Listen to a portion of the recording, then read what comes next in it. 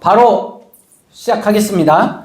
자, 오늘은 1시간 내에 끊고요. 그 다음에 가볍게 신약 개관을 조금 하고, 그 다음에 이제 사복음서 개관을 하되, 요한복음은 제가 뺐습니다. 그래서 공간복음만 좀 하고, 설명을 좀 하고, 그 다음에 흐름 보고, 그게 한 30분 정도 하고, 그 다음에 마가복음 1장부터 16장까지 좀 체크하는 시간들을 좀 갖겠습니다. 그래서 여러분 요즘 좀 성경을 잘 안 가져오시는 분들이 계시는데 성경 꼭 잘 가져오시면 좋을 것 같습니다. 자, 우선 다 오셨죠? 저 밖에 계신 분 계십니까? 없으시죠? 네, 그럼 시작하겠습니다. 어차피 이거 또 유튜브로 또 녹화되니까 잘 들으셔도 좋을 것 같습니다. 자, 1페이지에 보면 신약 개관인데 신약의 장르별 분류 중에 여러분 다 읽어보시되 굵게 제가 해놓은 것만 여러분 보시면 신약은 한 50년 정도에 걸쳐서 이제 8명에 의해 쓰여졌는데 48년이 맨 처음에 쓰여진 성경이고 95년이 맨 나중에 쓰여진 성경인데 물음표를 적어 놓은 건 명확하진 않다. 이 즈음이다 라고 생각하면 됩니다. 맨 먼저 48년도에 쓰여진 성경이 뭘까요? 어떤 게 제일 먼저 쓰여졌을까요? 빨리 말해야지. 갈라디아서? 그렇죠. 정확해요. 이게 갈라디아서입니다. 근데 갈라디아서인데 이게 갈라디아서가 확실하다 아니다? 확실하진 않다. 그 반절은 갈라디아서라고 생각하고 반절은 데살로니가 전서라고 생각한다. 그래서 우리가 어떻게 이해하게 되면 신약 성경 중에 맨 먼저 쓰여진 성경은 하면 갈라디아서? 약간 조금 확신 없이 말씀을 하셔야 됩니다. 그럼 맨 마지막 95년도에 쓰여진 성경은 이거는 자신 있게 얘기해야 돼요. 그렇죠. 요한계시록입니다. 그래서 8명, 약 8명이라고 하는 거는 히브리서가 누가 썼는지를 몰라요. 그렇기 때문에 성경 전체적으로 봐도 40여 명, 왜 히브리서를 누가 썼는지를 몰라. 이런 게 있습니다. 자, 그 다음에 그 맨 마지막에 보면 우리가 신약 성경이 처음에 어떻게 시작해요? 마태, 마가, 누가, 요한, 사도행전, 로마서, 고린도 전후 이렇게 시작하잖아요. 근데 요 순서는 시간 순서예요? 요거는요? 에? 무슨 순서요? 네, 그 머니투데이 방송 이한기 기자님 뭐라고요? 말씀해 주세요. 성서에 나와 있는 좀 농담하시는 거죠? 성서에 나와 있는 순서? 당연하죠. 성서에 나와 있는 순서를 제가 하고 있는 거예요, 지금. 참. 농담하셨는데 제가 진지하게 받아들여서 죄송합니다. 이게 분량 순서예요. 그러니까, 마테마가 누가 요한은 복음서니까 먼저 쓰여진 거죠. 근데 사도행전 다음에 로마서를 쓴 이유는 길어서 그래요. 그 뒤에 고린도 전서 길어서 그래, 길어서. 그러니까 그 순서다라는 거를 여러분 잘 기억하셔야 돼요. 그러면 시간 순서를 아셔야겠죠. 시간 순서를 아셔야 될 텐데 그거는 이제 나중에 시간 조금 남으면 해드리겠습니다. 자, 그래서 두 번째 패러그랩에 보면 사복음서는 두 가지로 나눌 수가 있어요. 하나는 마테마가 누가는 공간복음, 요한복음은 그냥 요한복음, 이렇게 두 개로 나뉘어집니다. 자, 사복음서는 총 4권이에요. 4개 복음서니까 뭡니까? 마태, 마가, 누가, 요한. 근데 이걸 두 개로 나누면 뭐가 된다고요? 공간복음과 요한복음으로 나뉘어져요. 공간복음 마태, 마가, 누가겠죠. 근데 왜 공간복음이에요? 그렇죠. 공통된 관점으로 쓰여진 복음. 이래서 공간복음이에요. 왜 공간복음이라고요? 공통된 관점으로 쓰여진 복음. 조금 있다가 우리가 그걸 살펴보도록 하겠습니다. 자, 요게 이제 복음서가 됩니다. 그래서 맨 앞에 신약 성경에는 복음서가 기록되어져 있다. 그리고 마태, 마가, 누가, 요한이다. 그 다음에 이제 사도행전이고, 그 다음에 이제 서신서고, 그 다음에 계시록인데, 그거는 이제 우리가 오늘 시간 관계상 여러분 사도행전, 서신서 읽어보시면 되고 요한계시록 읽어보시면 됩니다. 그 뒤에 2페이지에 보면 도표가 있죠. 복음서는 4권이에요. 마태, 마가, 누가, 요한, 그리고 역사서는 사도행전입니다. 그리고 이제 서신서가 21권인데 바울 서신이 몇 권? 13권. 근데 바울 서신 중 교회에다가 보내는, 그러니까 로마서 하면 로마 교회가 된 거죠. 고린도 전서 하면 고린도 교회에, 나머지는 다 교회예요. 그리고 개인에게 보낸 편지가 있죠. 디모데 전서는 디모데라는 사람에게, 디도서는 디도라는 사람에게, 빌레몬서는 빌레몬이라는 사람에게 쓴 겁니다. 그죠? 빌립보서는 어디에다 쓴 거예요? 빌립보라는 교회에다가 쓴 거다. 그리고 이제 일반 서신, 히브리서, 야고보, 베드로, 전후, 요한 1, 2, 3, 유다서, 요거는 이제 바울 외에 다른 사도가 쓴 거죠. 사도가 아닌 경우도 있죠. 이제 야고보서 같은 경우에는 야고보라고 하는 예수님의 동생이 이제 쓴 거고, 베드로, 그 다음에 요한 1, 2, 3, 4, 요한, 사도 요한이 쓴 겁니다. 맨 마지막에는 요한계시록 이렇게 되는 거죠. 이렇게 해서 이제 27권이 되는 거죠. 그 다음에 이제 신구약 성경의 형성, 요게 이제 중요한데, 구전시대. 자, 구전시대는 뭐냐면, 굳이 예수님이 계셨을 때 기록이 안 남아져 있어요. 그러면 신약 성경이 48년도에 썼을 때는 바울 서신이 먼저 쓰여졌거든요. 복음서는 언제 쓰여졌냐? 대략 60년경에 쓰여졌어요. 바울 서신이 거의 다 쓰여지고 난 다음에 복음서가 쓰여졌다고요. 이게. 왜? 복음서는 쓸 필요가 없었어요. 당시에는. 굳이 쓸 필요가 없었다. 근데 그러면 왜 30년 동안 쓰지 않았냐? 그건 이제 그 뒤에 보면 나와 있죠. 복음서는 왜 30년 후에야 기록되었을까? 첫째, 같이 한번 읽겠습니다. 첫째, 시작.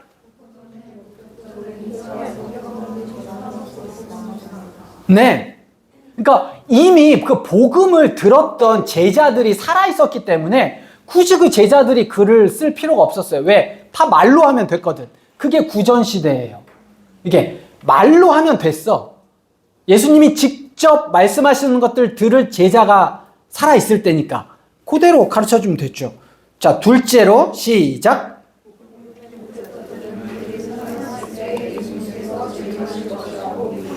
네, 제자들도 그렇고 사도 바울도 그랬습니다. 왜냐하면 예수님께서 승천하실 때 500명 앞에서 그러셨거든요.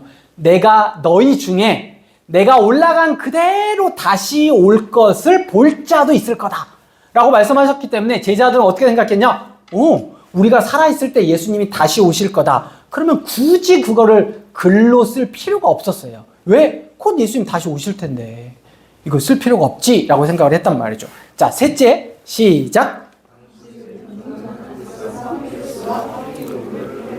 네, 굉장히 부자들이 문서로 남겨놨을 테니까. 왜? 파피루스도 비싸고 그 다음 필기 도구도 비싸고 잉크도 비쌌으니까 굳이 이렇게 남겨놓을 필요가 없게 된 거죠.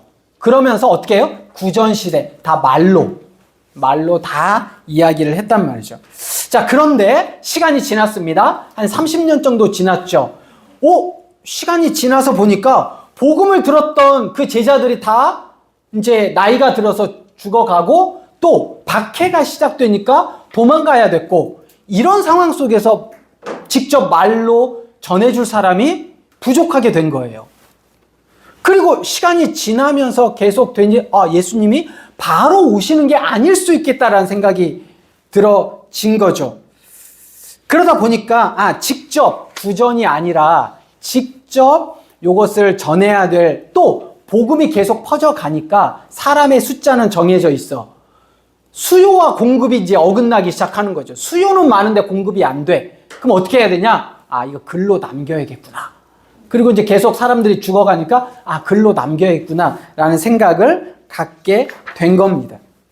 그래서 이제 복음서가 예수님이 돌아가신 후 한 30년 정도가 지나서 이제 쓰여지게 된 거죠. 자, 그렇다면 여기서 우리가 딱 생각해 볼 수 있는 거예요. 아니, 30년이 지난 그 과거의 이야기를 글로 썼을 때 정확할까? 이게 정확할까? 여러분 혹시 지금 30년이라고 하면 태어나셨을 때군요. 죄송합니다. 30년이 아니라 10년 전에 그 사건 기억나서 그거 그대로 얘기할 수 있을까요? 예? 저랑 아내랑 처음 만났을 때, 그때 처음 먹었던 닭갈비, 그때 서로 먹으면서 이야기했던 내용, 일도 안 납니다, 기억. 그 닭갈비집이 어디 있었는지, 도대체 가끔씩은 그날 뭘 했는지, 닭갈비 먹고 난 다음에 카페를 갔는데 그 카페를 갔다가 그냥 헤어졌나 하면 이것도 잘 기억이 안 나요. 그러니까 기억이 이렇게 안 난다는 거예요. 그럼에도 불구하고 30년 전에 예수님한테 들었던 거를 그대로 성경이라고, 왜 성경은 틀리면 안 되니까. 그렇잖아요? 할 수 있을까? 자, 그게 이제 거기에 나와 있는 것처럼 우리가 한번 읽어볼까요? 그렇다면 3페이지입니다. 시작. 그렇다면 그 오랜 기간 동안 주님의 행적과 말씀이 왜곡되지 않고 제대로 전해질 수 있었을까?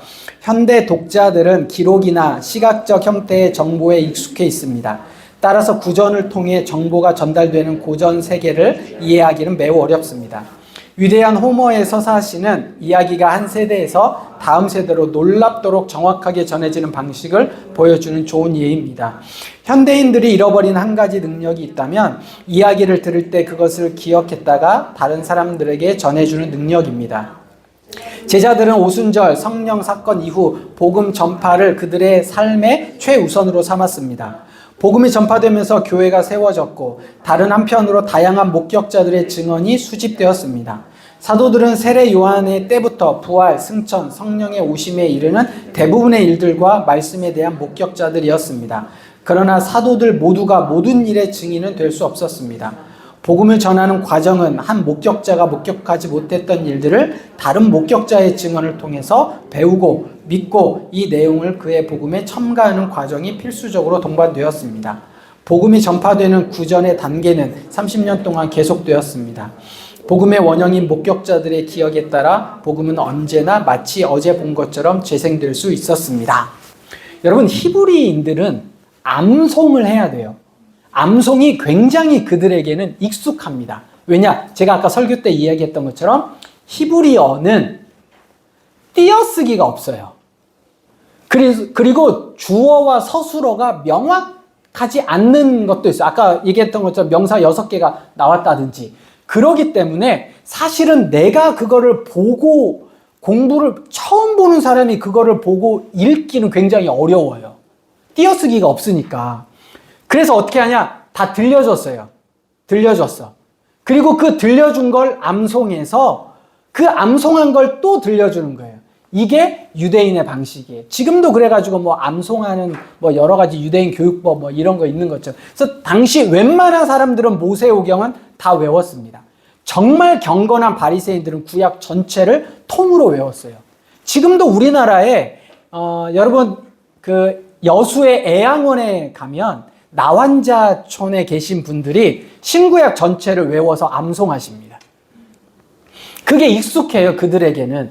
그렇기 때문에 예수님께 들었던 그 말씀을 정확하게 기억하고 있다가 정확하게 다른 사람한테 얘기해주고 그게 세대를 거쳐 가는 게 익숙하다고요. 어떤 예가 있냐? 여러분, 지금 핸드폰 10개 이상 번호 외우는 사람. 핸드폰 10개. 없어요. 핸드폰 10개를 안 외운다고요. 왜? 외울 필요가 없어. 우리는. 그죠? 근데 핸드폰 없었을 때, 삐삐 있었을 때, 무지하게 외웠습니다. 예. 그리고 그때는 뭐 이거 수첩을, 주소록을 지금은 핸드폰 잃어버리면 난리잖아요. 그때 주소록, 요거 포켓 주소록 이거 잃어버리면 난리인 거예요. 왜? 여기에 다 들어가 있으니까. 그 제가 아는 제 선배 중에 대우자동차 판매하셨던 분이 계세요. 영업직. 그분은 전화번호를 1000개 이상을 외우고 있는 거예요. 이게. 근데 그때는 그게 가능했다고요. 그때 시대 상황이니까 우리가 10개를 외우지 못하는 것처럼. 그러니까 당시의 구전시대. 그래서 사람들은 오늘 제가 늘 성경은 상황성이다라고 얘기하잖아요. 오늘날 우리 관점으로 이 2000년 전을 보면 야 이게 말이 돼? 생각해봐. 너 지금 5년 전에 들었던 얘기 기억도 안 나는데 제자들이 30년 전에 들었던 내용을 기억한다고? 그것도 이렇게 해가지고 그 3년 6개월 동안 이렇게 이제 생각을 한단 말이죠. 그래서 아이고 그러니까 가짜지 성경이 이렇게 생각하는데 상황성. 당시 그 상황 속에서는 그럴 수 있었다. 그리고 유대인의 관습상 성경을 통째로 외운다. 그 성경을 외워서 성경을 가르쳐주고 이렇게 몇 세대가 지나도 성경은 동일하게 똑같이 외워지는 능력이 유대인들에게 있다. 요거를 알면 요 구전시대 30년이라는 공백이 있지만 정확하게 제자들이 성경을 정확하게 기록해서 기록한 거라는 사실을 여러분 아셔야 됩니다. 자, 2번 이제 사복음서 개관을 한번 하도록 하겠습니다. 사복음서는 4권이고요. 여러분 아까 제가 이야기했던 것처럼 공관복음하고 요한복음을 구분할 필요가 있습니다. 자, 3페이지 두 번째 패러그래프. 특히 복음서 가운데 마태, 마가, 누가는 거의 같은 어조로 일관성 있게 예수님의 사역과 교훈을 보여줍니다. 물론 문체, 구조, 내용상에 각기 다른 특징이 있지만 왜? 청중이 다르기 때문에 그래요. 청중이 다르기 때문에 약간씩 그 청중에 맞게 바꿔 쓴 게 있습니다. 마태는 좀 이따 뒤에 볼 텐데 마태는 유대인들을 향해 썼고 마가는 로마인들을 향해 썼고 누가는 헬라인들을 향해 썼기 때문에 조금씩 그 다른 부분들은 있어요. 그런 차이가 있지만 마태, 마가, 누가는 서로 공통된 관점을 가졌다고 할 수 있습니다. 그래서 사람들은 이 세 복음서를 공관복음이라고 해요. 같은 시각의 복음서라 부르며 요한복음과 구별해 놓았습니다.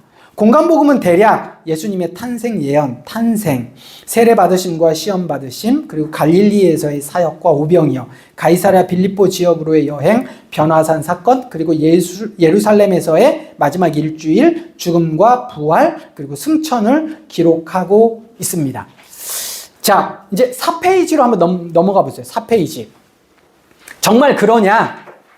자, 4페이지에 보면 공관복음의 흐름이라고 나와 있습니다. 자, 마태복음에 보면 여러분 맨 왼쪽에 있는 게 지명이에요. 갈릴리, 그 다음에 이방, 그 다음에 예루살렘 이렇게 이제 되어져 있는데 전체 순서 흐름을 보면 예수님의 계보 나오죠. 나심과 어린 시절, 세례 요한과 세례와 시험, 그 다음에 첫 번째 설교, 12제자를 부르시고 두 번째 설교, 세 번째 설교, 오병이어, 가이사랴 빌립보, 변화산 네 번째 설교, 예루살렘으로 가심 도착, 다섯 번째 설교, 그리고 갈릴리의 산, 이거 승천이세요. 자, 마가복음으로 가겠습니다. 5페이지에. 예수님의 계보는 없습니다. 나심과 어린 시절도 없어요. 그런데 세례 요한과 세례 시험, 12제자 부르시고 오병이어, 가이사랴 빌립보, 변화산, 예루살렘으로 가심 도착 승천. 자, 누가복음 보세요. 세례 요한 등장하죠. 나심과 어린 시절, 세례 요한과 세례와 시험, 예수님의 계보, 12제자 부르시고 오병이어, 가이사랴 빌립보, 변화산, 예루살렘으로 가심, 예루살렘의 도착 승천. 어때요? 이렇게 보니까 마태, 마가, 누가가 흐름이 똑같다고요. 똑같아요. 이 흐름 속에 차이가 있는데 여러분 딱 마태복음은 5개의 설교예요. 그러니까 마태복음은 그 안에 핵심 포인트는 설교란 말이죠. 5개의 설교. 다른 데는 없어. 다른 데는 있긴 있지. 예를 들면 마가복음도 설교가 2개가 있어. 근데 이렇게 5개의 설교를 딱 기록해 놓은 건 마태복음밖에 없어요. 근데 왜 하필 5개의 설교일까? 왜 마태는 5개의 설교일까? 6개도 될 수 있고 4개도 될 수 있는데 왜 5개의 설교일까? 여기서의 문제가 들어갑니다. 왜 5개의 설교일까? 왜 5개? 자, 더 힌트. 근데 이 설교를 산에서 했어. 산에 오르사 뭐 이렇게 설교 끝나고 산에서 내려오시면 이렇게 됐단 말이죠. 5개의 설교와 산, 그리고 대상은 유대인들이야. 대상은 유대인들. 그렇죠. 정확한 모세 오경을 마태는 딱 생각한 거예요. 산에서, 신의 산에서 하나님의 말씀을 들었고, 그래서 5개의 모세 오경을 생각한 거죠. 그렇기 때문에 마태복음을 듣는 유대인들은 너무 그게 명확한 거야. 아, 그렇구나. 이 예수가 모세가 얘기하는 하나님의 그 언약? 요렇게 이제 생각해 볼 수 있도록 마태가 유대인들을 대상으로 이제 이런 나름의 참신한 아이디어를 냈다는 겁니다. 자, 그리고 마가복음은 이것저것이 좀 없어요. 여러분 보세요. 뒤에 보면 나오겠지만 마가복음은 총 16장입니다. 5페이지 거기에 보면 그죠? 16장 중에 자, 예수님의 생애는 총 몇 년 몇 개월? 대략 3년 6개월. 어떻게 알아? 3년 6개월인지. 3년 6개월인지 어떻게 알아? 신두님 어떻게 아시고 3년 6개월이라고 말씀하셨습니까? 옛날에 누군가를 통해 들었어요. 그게 거짓말일 수도 있죠? 3년 6개월 어떻게 아냐? 공간복음을 통해서는 몰라요. 마테마가 누가를 통해서는 모릅니다. 왜? 마테마가 누가에는 6월절이 한 번 정도밖에 안 나와요. 근데 6월절이 4번 나옵니다. 어디에? 요한복음에는. 요한복음엔 6월절이 4번 나와요. 예수님이 마지막 6월절에 어린 양으로 돌아가셨거든요. 그래서 4번째 6월절이에요. 그러니까 6월절이 1년에 한 번이잖아요. 그러니까 총 4번이면 계산 딱 해서 3년 6개월 이렇게 이제 생각을 하는 거죠. 공간복음에서는 모릅니다. 공간복음에서는 6월절 지키러 한 번 가셨지만 요한복음에 보면 6월절이 4번이 나온다. 나중에 제가 시간이 되면 또 말씀드리도록 하겠습니다. 자, 그런데 3년 6개월 중에 마지막 일주일에 몇 장을 썼어요, 마가복음은? 5장을 썼어요. 그럼 나머지 11장은 3년 5개월 3주. 갑자기 산수가 헷갈려가지고. 3년 5개월 3주예요. 11장은. 그리고 마지막 일주일 5장. 그러면 마가가 중요하게 여기는 건 뭐다? 마지막 일주일이야.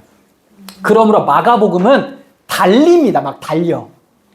막 달려. 어디를 달려? 어디를 향해 달려? 마지막 일주일을 향해 막 달려요. 야, 나 그거 중요하지 않아. 이거 막 넘어가. 이건 또 앞에도 나와 있을 수 있고 누가 다른 사람도 쓸 수 있겠지. 내가 가장 중요한 거는 마지막 일주일이야. 이거. 십자가와 부활과 복음. 여기를 향해 마가복음 막 달려. 그러니까 여러분이 마가복음 딱 묵상할 때는 마가복음 요 앞 내용은 다 병고침과 기적이에요. 이게 대략 한 반절 나옵니다. 그리고 예수님의 가르치심 좀 나오고. 그리고 나머지는 막 달려. 비켜. 어디를 향해 가요? 십자가와 부활과 승천으로 가고 있다라는 겁니다. 그게 이제 마가복음의 포인트예요. 마태복음의 포인트는 뭐라고요? 마태복음의 포인트는 다른 데는 없는데 여기만 있는 5개의 설교. 5개의 설교. 그래서 5개의 설교. 자, 누가복음은 뭘까? 누가복음은 똑같단 말이죠, 공간복음에. 근데 어디에 이런 포인트를 두셔야 되냐면 예루살렘으로 가는 여정이 10장이나 기록되어져 있어요. 마태복음은 몇 장이에요? 2장이에요. 마가복음은 몇 장이에요? 1장이에요. 근데 누가복음에는 10장이라고요. 여러분, 누가복음은 총 24장이잖아요. 근데 마지막 일주일은 5장밖에 안 돼요. 마가하고 똑같아요, 비중이. 근데 마가는 예루살렘으로 가는 여정을 1장에 기록되었는데 누가는 예루살렘으로 가는 여정을 10장이나 기록하고 있다고요. 한 40% 되겠죠. 그럼 누가는 어디에 포커싱을 뒀어요? 예루살렘으로 가는 여정에 포커싱을 뒀어요. 이게 대략 시간적으로 하면 몇 개월 되거든요. 한 3개월에서 한 3, 4개월 정도 되는 이 여정이에요. 여기에 굉장히 많은 시간을 뒀죠. 마가는 이거 필요 없어. 빨리 가. 예루살렘으로 빨리 도착해. 이렇게 이제 가는 거고. 마태는 가긴 가지만 기다려봐. 산에 올라가자.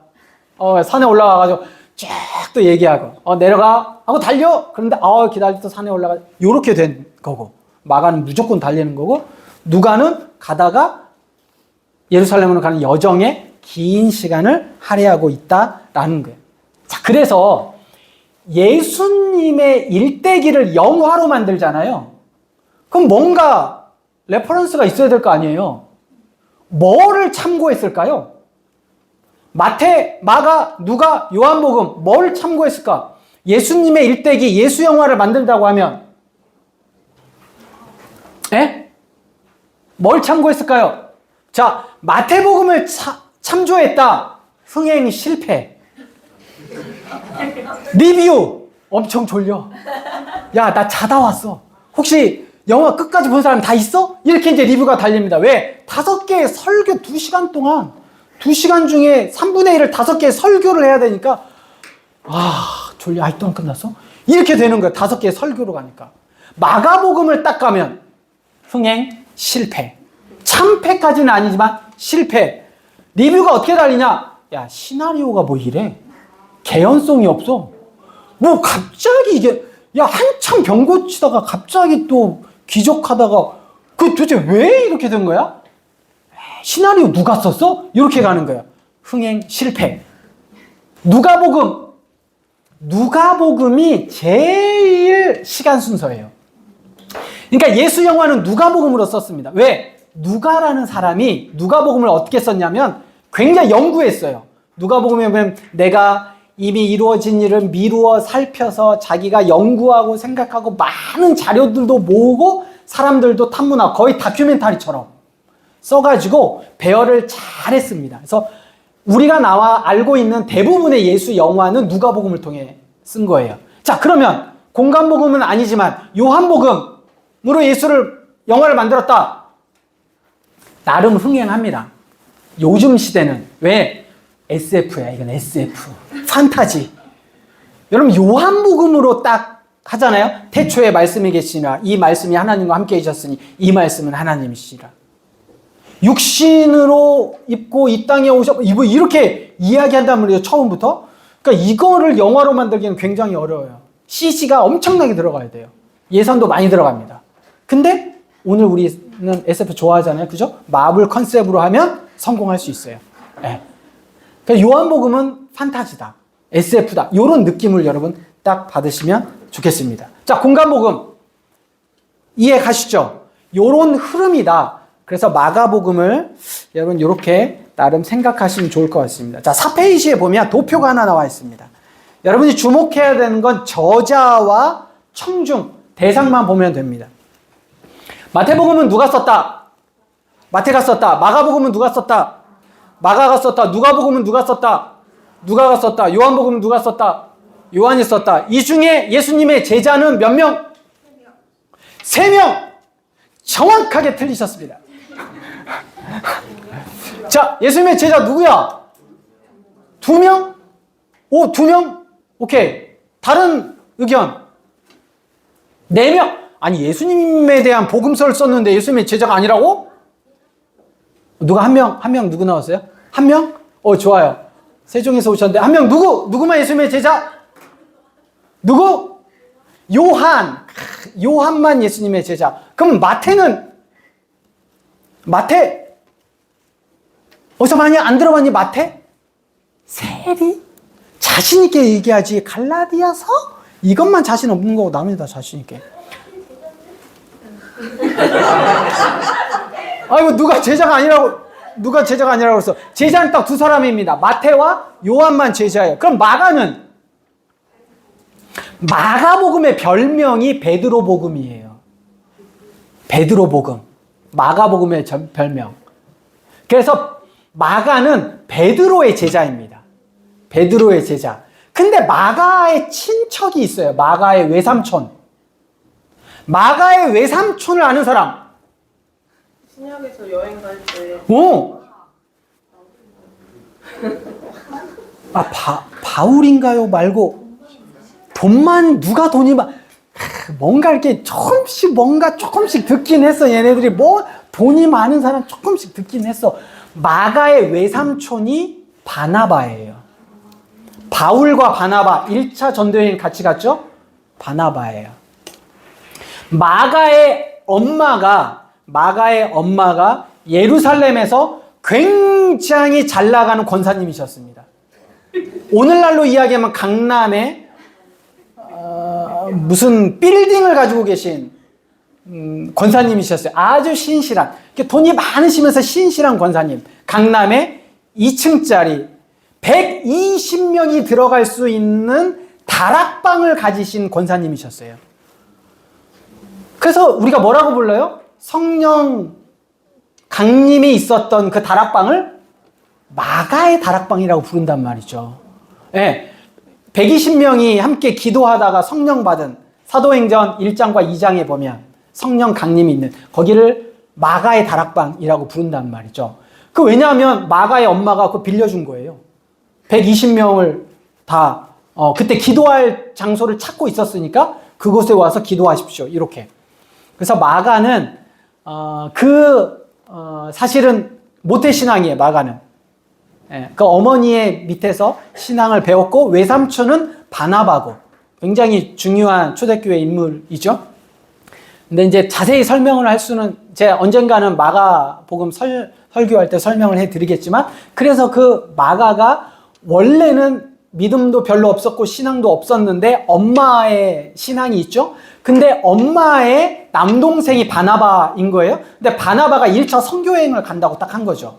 단기 선교 간다고 한 거예요. 그러니 엄마가 오케이, 잘 됐다. 내 아들 이놈 자식 믿음도 없고 내가 그토록 기도하고 교회 가자고 그래도 매번 빠져, 늦게 와, 목사님 출도하시기 전에 나가. 정말 단기 선교 가면 뭔가 사람이 좀 돼가지고 오겠지. 그래서 바울과 바나바에 끼워가지고 외삼촌 백으로, 엄마 백으로 단기 선교를 갔는데 결국 힘들어가지고 어떻게 돼요? 다시 도중에 돌아왔어요.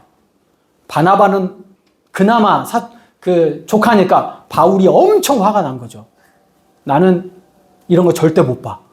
근데 어떻게 선교는 했죠. 그리고 2차 선교여행을 이제 가려고 딱 하는데 마가가 분명히 선교 갔다가 귀국 날짜가 3월 초인데 2월 중순에 집에 와 있어. 집에서 게임하고 있는 거예요. 엄마가 수요예배 갔다 왔더니 야, 이게 어떻게 된 일이야 이랬더니 투절전 나 너무 힘들고 그거 못하겠고 바울 아저씨 너무 무섭고 와 진짜 그래서 나 어쩔 수 없이 그나마 부자니까 지가 가가지고 용돈 가지고 카드 긁어가지고 배 타고 돌아온 거야. 엄마가 너무 화가 났죠. 근데 어떻게? 근데 이제 여차 해가지고 마가가 다시는 그러지 않겠다. 이래가지고 삼촌이 2차 선교여행 간다고 하니까 나 그럼 가보겠다. 이렇게 해가지고 가서 삼촌을 만난 거죠. 바나바가 그래 오케이 너 그러면 이번엔 진짜 정신 똑바로 차리고 해 하고 데리고 가려고 했는데 바울이 안 돼. 나 이런 놈 못 데리고 가. 이래가지고 바울과 바나바가 싸웠단 말이에요. 마가 때문에 싸워가지고 바울과 바나바가 갈라선 거예요. 그러니 마가가 얼마나. 근데 언제쯤인지 모르겠는데 이 마가가 베드로를 만납니다. 그래서 베드로의 제자가 돼요.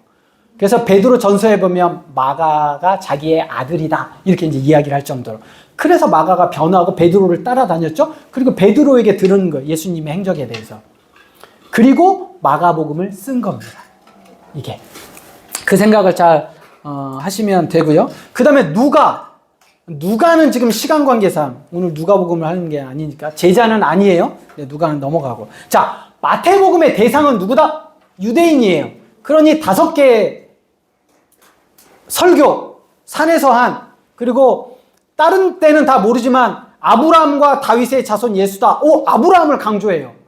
족보도 아브라함부터 예수로 쭉 내려옵니다. 마태복음이니까. 왜? 대상이 유대인이니까. 누가복음의 족보는 어디서 어디까지 갈까요? 예수님에게서 하나님까지 올라갑니다. 왜? 아브라함이 별로 중요하지 않아. 헬라 사람들은. 하나님까지 올라가야 돼. 신까지 올라가야 돼.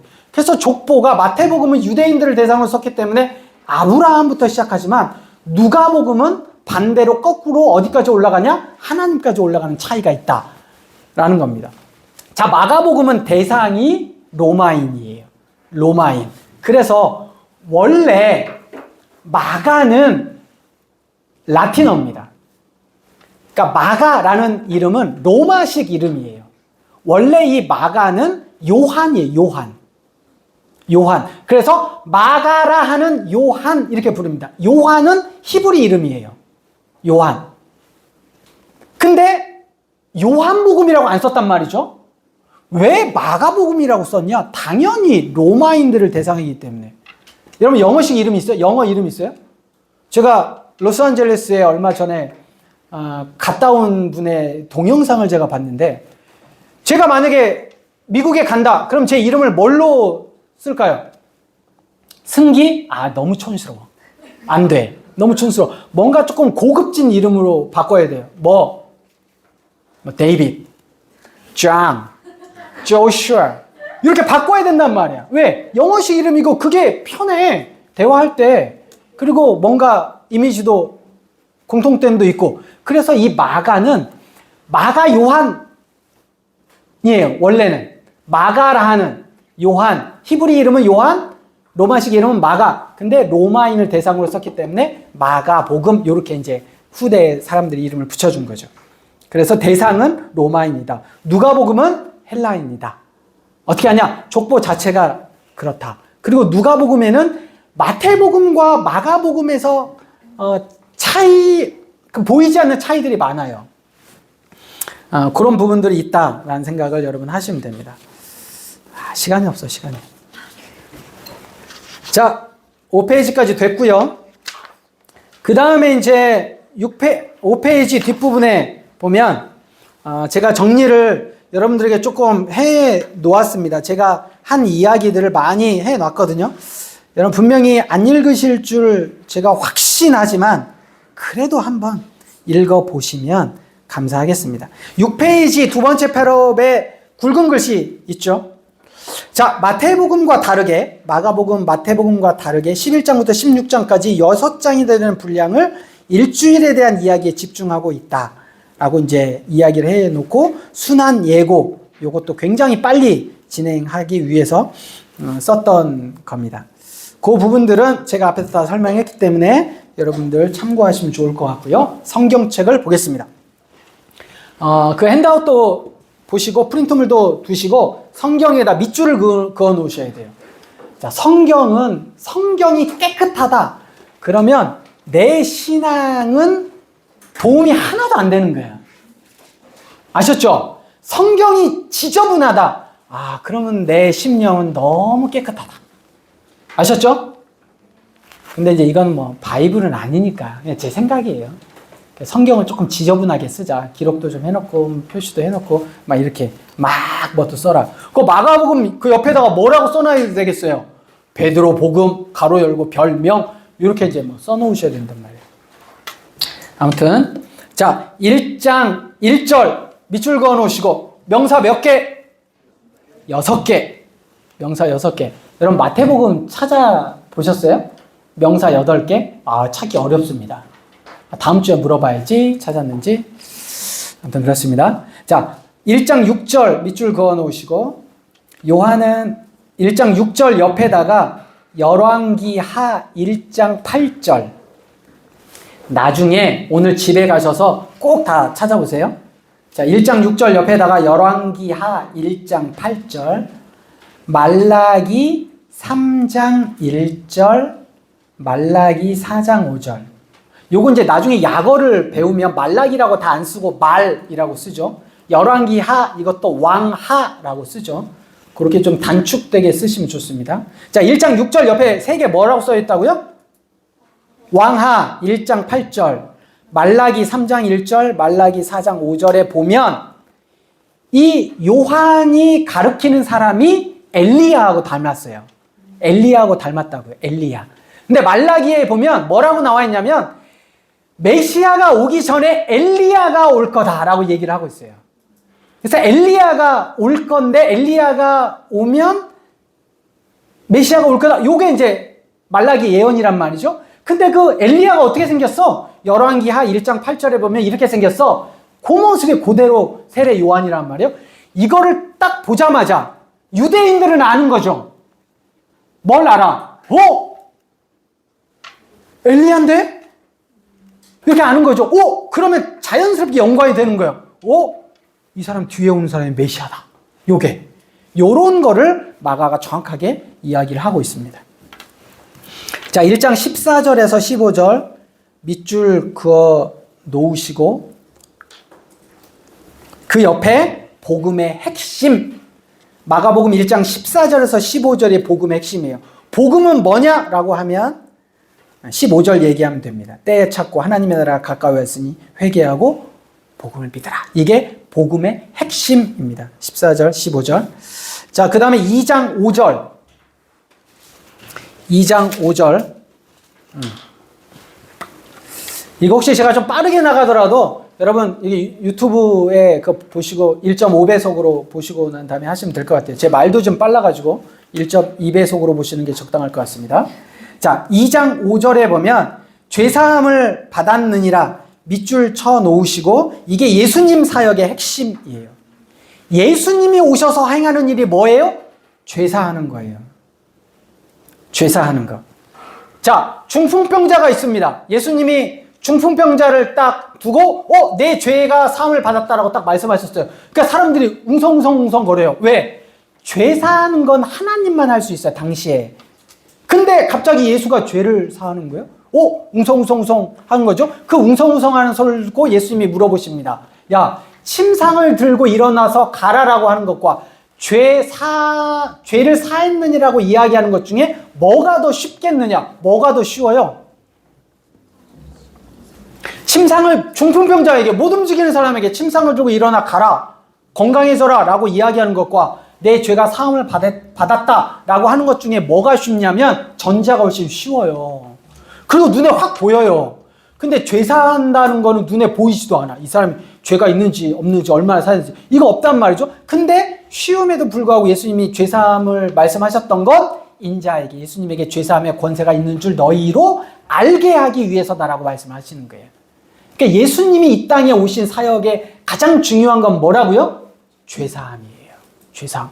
그렇기 때문에 우리도 가장 중요하게 여겨야 하는 것들, 죄 사함이라고요. 죄에 대한 그것을 이야기하고 있습니다. 자, 그 다음에 3장으로 넘어가겠습니다. 제자를 부르심. 3장 13절. 3장 13절. 예. 그 다음 13, 14, 15절을 다 밑줄을 그어 놓으시면 되겠습니다. 예수님이 12제자를 부르시죠. 여러분 12제자를 언제쯤 부르시는 줄 아세요? 3년 6개월 사역 중에? 3년 6개월 동안 이 사역 중에 예수님이 제자를 언제쯤 부르셨을까? 12제자를.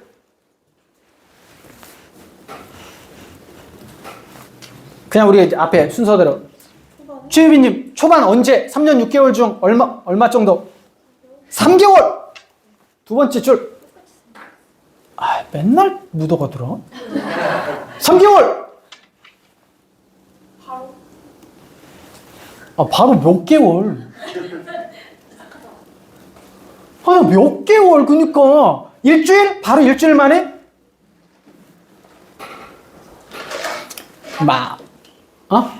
한 달. 자, 긴장을 풀었을 맨 뒤에 박현진! 자, 예수님이 언제 부르시냐면 대략 2년 정도. 이거 우리가 다 모르고 있는 거예요. 2년 정도가 지난 다음에 12제자를 딱 확정하십니다. 이게 2년 정도가 지난 다음이에요. 이게 2년 정도가 지난 다음. 예수님이 12제자 금방 부르셨던 것 같죠? 아니에요. 12제자를 딱 확정하시는 게 대략 2년 정도 됩니다. 어디서 나오냐? 요한복음에 나와요, 이게. 요한복음을 우리가 배워야 되는데 2년 전에 배웠는데 그때는 아마 큐티 예습을 안 했을 것 같아요. 했나? 와, 이게 진짜 모든 게 습관이다.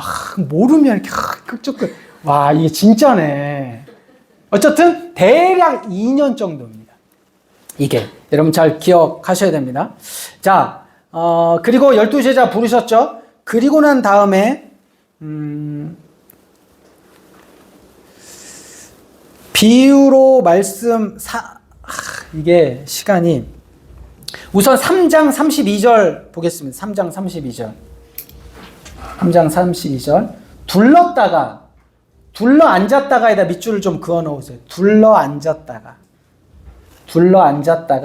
이렇게 해놓고 그 옆에다가 누가복음 17장 21절이라고 표시를 해놓으세요. 누가복음 17장 21절. 그리고 누가복음 17장 21절로 가봅시다. 누가복음 17장 21절. 자, 누가복음 17장 21절. 자, 당연히 누가복음 17장 21절 옆에다가는 뭐라고 써놔야 돼요? 마가복음 3장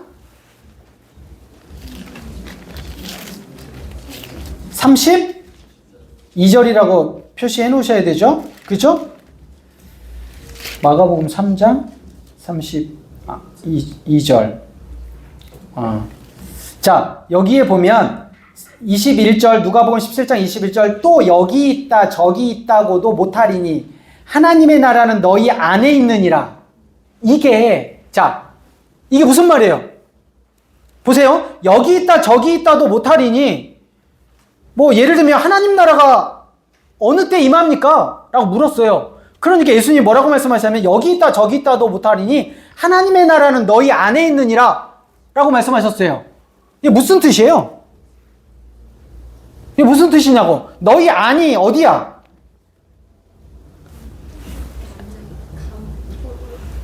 그렇죠. 요 둘러 앉았다를 모르면 너희 안에 내 안에 있구나. 내 안에, 내 마음에 이렇게 생각한단 말이죠. 하나님의 나라가. 근데 그게 아니라 유대인들은 이렇게 앉아 있어요. 자, 마가복음으로 다시 돌아와서 마가복음 3장 32절에 무리가 예수를 둘러 앉았다가, 자, 34절도 보세요. 둘러 앉은다를 보시면, 자, 우리는 대한민국에서는 강의 이렇게 합니다. 오늘날은. 그죠? 앞에 섰고 쫙 이렇게 해요. 근데 유대인들은 어떻게 강의하거나 어떻게 이야기를 해요? 삥 둘러요. 가운데에 두고 삥 둘른단 말이죠. 그러면 가르치는 스승이 이렇게도 얘기하고 자네의 생각은 어떤가? 유빈이 어때? 두은이 어때? 이렇게 얘기한단 말이죠. 그러고 있는 상황이니 바리새인들이 그렇게 삥 둘러섰겠죠? 그럼 하나님의 나라가 어디 있습니까? 이럴 때 하나님의 나라는 너희 안에 있어. 이렇게 얘기하면 헐? 진짜? 이렇게 가는 거죠. 하나님의 나라가 누구라는 거예요? 예수님이라는 얘기를 하고 있는 거예요. 이게.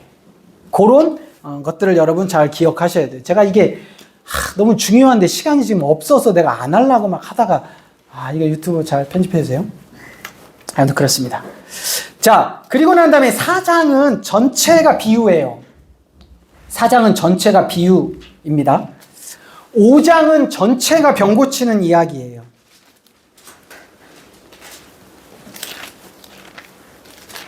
전체가.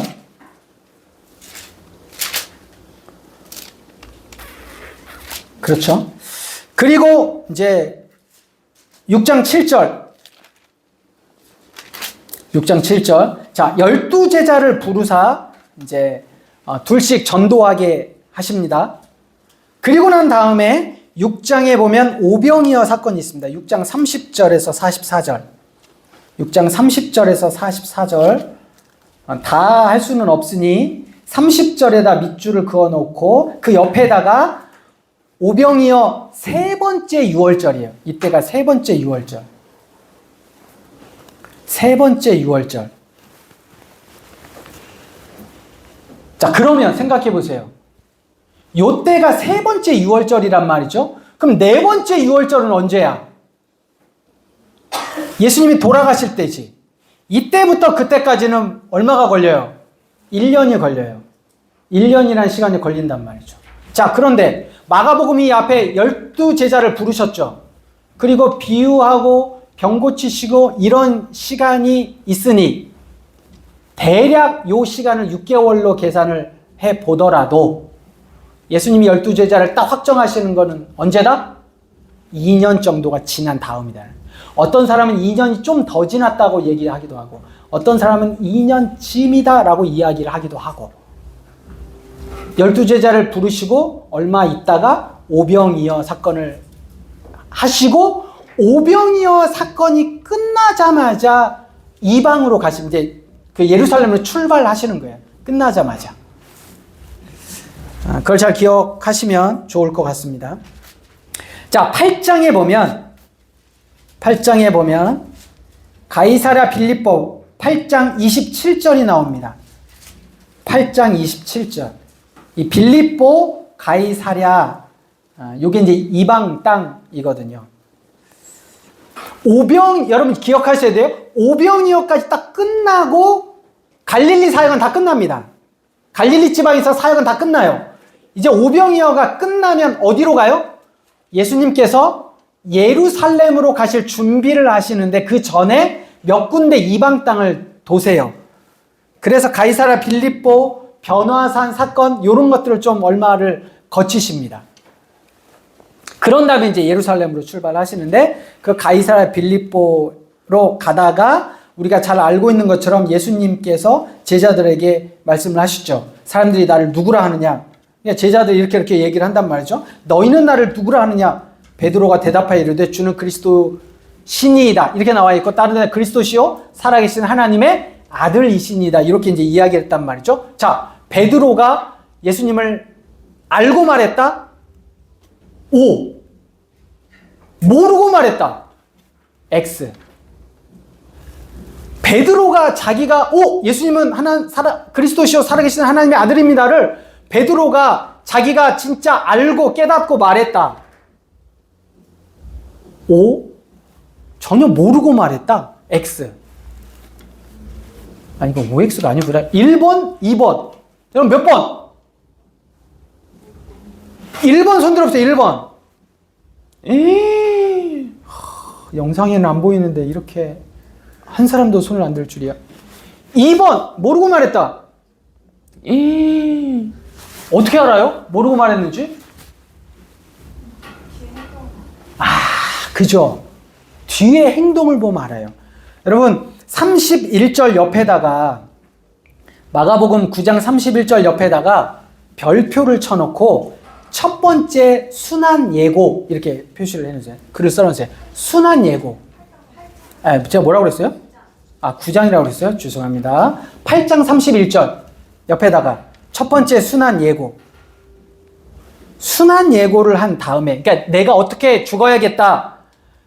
예수님이 자기의 이 땅에 오신 이유에 대해서 제자들에게 얘기를 하죠. 근데 그러고 났는데 바로 베드로가 뭐라고 그래요? 32절에 항변함에, 이거 말렸다라는 표현, 말렸다. 뭐 하시는 겁니까, 지금?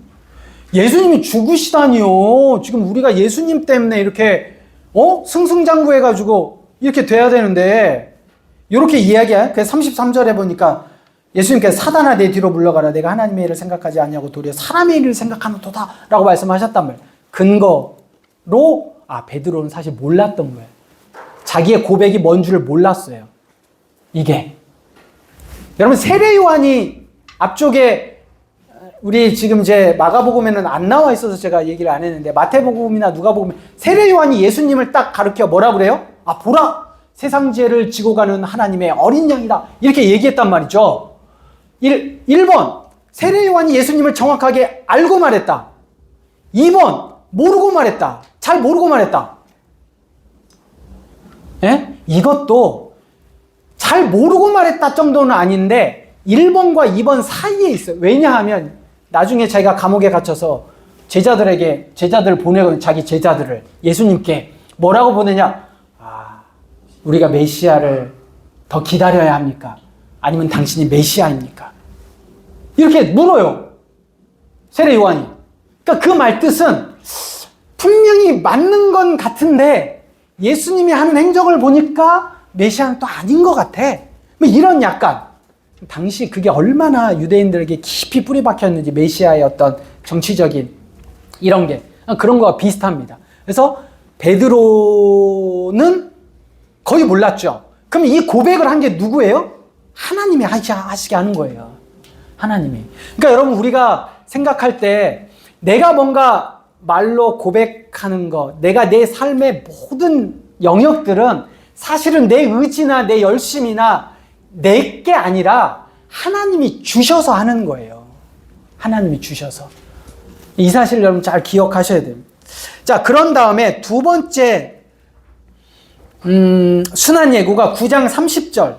여러분 9장 31절 옆에다가 뭐라고 써놔야 돼요? 두 번째 순한 예고. 이는 제자들을 가르치시며 또 인자가 사람들의 손에 넘겨져 죽임을 당하고 죽은 지 3일 만에 살아나야 할 것을 말씀하셨기 때문이더라. 여러분 마가복음에만 이렇게 정확하게 순한 예고가 나와 있어요. 그러니까 마가가 중요하게 생각하는 건 뭔지 알겠죠? 그런데 그 순한 예고 뒤에 예수님께서 내가 이렇게 죽어야겠다라고 말씀했는데 그 다음에 33절부터 무슨 일이 일어나요? 누가 크냐? 너희가 길에서 뭐 이야기했니? 누가 크냐라고 누가 과연 크냐라고 이야기를 했단 말이에요. 그러니까 이게 결국에는 제자들이 또 누가 크냐를 가지고 싸웠던 거예요. 예수님은 내가 이렇게 죽을 거야 라고 얘기했는데 제자들은 전혀 그 사실을 알지도 못한 채 누가 크냐 가지고 싸우고 있는 모습이에요. 세 번째 10장 32절 33절에 보면 33절 34절 10장 33, 34 옆에 세 번째 순한 예고 이렇게 이야기를 하시고요. 그 다음에 그 순한 예고 다음에 뭐를 얘기해요? 제자들이 세베대의 아들 야고보와 요한이 주님께 나와 이렇게 이야기를 합니다. 하나는 내 우편에 하나는 내 오른편에 앉게 해주십시오. 결국에는 누가 성공할 거냐 또 이 얘기하고 있는 거예요. 누가 성공할 거냐 이게. 그래서 누가 오른편에 이랬는데 제자들이 그 야고보와 요한을 보면서 화를 냅니다. 니네가 지금 예수님이 이렇게 순한 예고하시고 돌아가시겠다고 말씀하셨는데 니네가 지금 누가 더 크냐? 누가 예수님 오른편에 앉고 누가 예수님 외편에 예수님이 십자가를 지시고 지금 인류의 죄를 구원하시기 위해 그렇게 죽으시기 위해 십자가를 지신다고 말씀을 지금 세 번째 하는데 너 요한과 야고보 너 지금 정신이 지금 있어 없어? 누가 예수님 오른편에 있고 누가 왼편에 지금 그거 논할 때야 이렇게 화를 낸 게 아니라 저 자식들이 먼저 가서 얘기를 했네. 얍삽빠른 놈들. 내가 먼저 가서 얘기를 했어야 되는데. 이렇게 해서 화를 낸 거예요, 나머지 제자들이. 이런 모습이 마가가 정확하게 기록하고 있습니다. 그리고 나서 이제 11장에 드디어 예루살렘에 도착하셨습니다. 자, 11장 1절 옆에 예루살렘 입성 그리고 가로 열고 주일이라고 표시해요. 주일. 자, 주일날 입성하셨습니다. 종려 주일이라고 이야기하죠. 자, 그러면 11장 12절 뭐라고 나와 있어요? 이튿날. 그럼 무슨 요일이에요? 월요일입니다. 월요일. 월요일날 뭐 하셨냐? 가로 열고 성전 청결 사건 하셨습니다. 월요일날. 자, 그 다음에 20절, 11장 20절. 그들이 아침에 지나갔어요. 여러분, 예수님께서는요, 일주일을 어떻게 보내셨냐면, 주일날 예루살렘에서 가르치시고, 다시 베다니 와서 주무시고, 월요일날 다시 가셨다가 베다니에 오시고, 화요일날 이거 출퇴근하셨어요. 예루살렘에서 안 주무시고 출퇴근하셨다고요. 이게. 그래서 화요일이에요. 11장 20절. 그들이 아침에 지날 때에 월요일날 성전 청결하시고 다시 퇴근하셨다가 베다니에서 주무시고 다시 예루살렘으로 오신 거 아침에. 가로 열고 화요일날 이렇게 여러분 표시하시면 됩니다. 그리고 12장 28절에서 31절 28절에서 31절 12장 28절 31절 별표를 그어 놓으시고 율법에서 그러니까 성경에서 가장 중요한 곳, 가장 중요한 계명이에요. 표시해 놓으세요. 자, 생명의 삶을 들으신 분들은 잘 기억하시죠? 여기에 별표가 되어져 있어야 됩니다. 자, 그 다음에 14장 1절. 그러면 화요일 굉장히 오래 하셨네? 이렇게 이제 가셔야 돼요. 14장 1절. 이틀이 지나면 유월절과 무교절이라. 이틀, 날짜가 다 나와 있죠? 여기 빼서 수요일이라고 표시해요. 수요일. 이틀이 지나면 유월절과 무교절이기 때문에 이날은 수요일입니다. 14장 12절 무교절의 첫날이라고 나와 있죠? 무슨 요일이에요? 이거 목요일입니다. 목요일. 14장 12절. 자, 그리고 14장 17절. 14장 17절. 저물매라고 되어 있잖아요. 저물매, 가로 열고 금요일. 그리고 그 옆에 하나를 더 표시를 해야 되는데, 유대력으로. 지금까지 우리가 주일, 월, 화, 수요일까지는 로마력을 따랐어요. 오늘날 우리가 이야기하는 태양력을 따랐단 말이죠. 근데 유대인은 어떻게 요일 계산을 하냐? 날이 저물면 하루가. 날이 저물면 하루가 시작되고 해가 떨어지면 하루가 시작하는 거예요. 요게 이제 저녁에 시작합니다. 유대력은. 그렇기 때문에 요거는 가로 해놓고 저물매 금요일 이렇게 해놓고 유대력이라고 하시면 됩니다. 자, 15장 1절. 마가복음 15장 1절. 새벽에 되어 있죠? 그게 이제 금요일이에요. 새벽에 금요일. 새벽에 금요일. 그리고 금요일 날 돌아가시잖아요. 그런데 25절, 15장 25절. 마가복음 15장 25절. 예수님께서 새벽에, 그러니까 새벽에 잡히셔서 가야바의 법정 이렇게 다 가시다가 15장 25절 때가 제 3시에 3시 동그라미를 해놓고 오늘날 시간으로 하면 오전 9시입니다. 9시. 9시에 십자가에 못 박히시고 33절에 보면 6시. 이게 정오예요. 정오. 12시. 12시에 어둠이 임하고 9시까지 계속 되더니 이제 오후 3시입니다. 9시가. 오후 3시에 돌아가십니다. 금요일 날 오후 3시에 돌아가시죠. 그리고 그 다음 날은 이제 토요일 안식일이고 그 다음 날 16장 2절 마가복음 16장 2절 안식 후 첫날 요게 이제 주일입니다. 안식 후 첫날 주일. 그래서 예수님께서는 금, 토, 일 3일 동안 돌아가셨다가 안식 후 첫날 부활하시죠. 그래서 이 이후로는 이제 부활 주일날 제자들은 모였습니다. 그게 이제 주일이 된 거죠. 안식일에서. 이렇게 되고 19절에서 20절, 16절 19절에서 20절 하나님 예수님께 승천하십니다. 이렇게 중요한 것들을 성경에 표시를 해놨으니까 여러분 큐티 하면서 그리고 중간중간에 제가 설교하면서 중요한 포인트들은 또 짚어드리겠습니다. 마가복음은 어쨌든 이 마지막 일주일로 달렸다 생각하시면 되겠습니다. 잘 기억하시고 마가에게 있어서 중요한 건 예수님의 십자가와 부활이다 라는 겁니다.